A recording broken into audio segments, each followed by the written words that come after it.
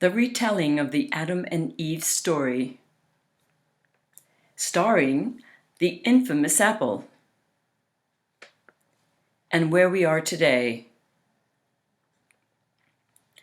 Adam and Eve, the Genesis story, the greatest story ever told that redefined history. Adam and Eve, the first people who did not read the apple terms and conditions. Adam and Eve, the first man and the first woman who didn't notice the worm in the apple before biting into it. Adam and Eve, the first man and the first woman who bit into the apple after God had already clearly stated, "You see this red, plump, juicy, delicious apple? There's 1,000 others like it in this garden. You can have any one of them, but this apple is the only one you can't eat because it isn't real." Upon hearing God's words, Adam and Eve looked at each other, took another look at the apple, but said nothing. God looked at Adam and Eve after delivering his message, then walked away. What happened next is classical in any story.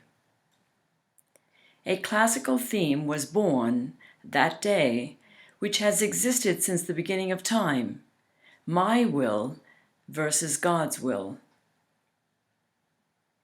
So as soon as God walked off, Adam and Eve made a pact. Adam and Eve lingered at the tree of knowledge, noticing that the tree of knowledge was the only tree in the garden growing one apple. Adam and Eve assumed that God was saving the best for himself. Adam and Eve looked around one last time, grabbed the apple together, and then brought it up to their lips. Adam and Eve looked into each other's eyes and with a wink took a bite of the apple at the same time, expecting the best.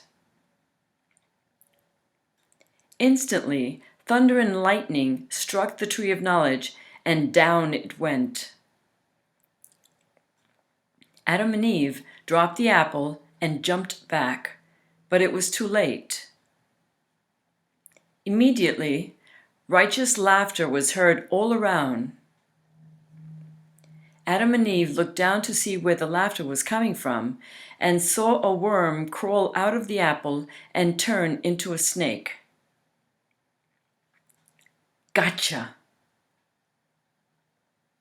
God then showed up again. Adam became the first man who pointed to Eve and said to God, "She made me do it." Eve became the first woman who looked at Adam and said, "Whatever, we're screwed anyway." Eve, feeling abandoned, shrugged her shoulders, covered her nakedness, and proceeded to die for the first time. Adam and Eve looked up to God and looked down to the snake and couldn't tell one from the other. Righteous laughter was again heard coming from the snake. "I'm afraid double vision is going to be one of your afflictions from now on," God said. "No matter what I tell you, you're not going to believe me. You simply won't know the difference." God, you're going to serve two masters for a very long time, depending on how quickly you can develop a sense of humor and learn the difference between what is real and what is an illusion. God, until that day, you will play chess, the game board of masters, either as a novice, pawn, or master. You will play both sides to the middle, taking up roles as either black or white pieces until you wake up. Is that clear? Adam and Eve had no idea what he was talking about. They no longer knew the knew the difference, knew whether they were listening to God or a snake. Adam and Eve walked out of the garden in shadow, experiencing double vision ever since.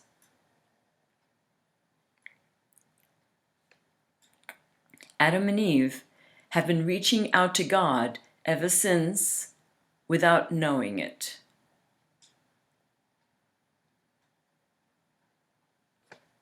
Stay tuned for part 2 and part 3.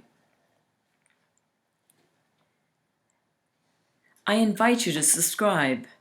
Give me a thumbs up to show me that you care. In the comments section, encourage me. Thank you for showing up. I am grateful that you came.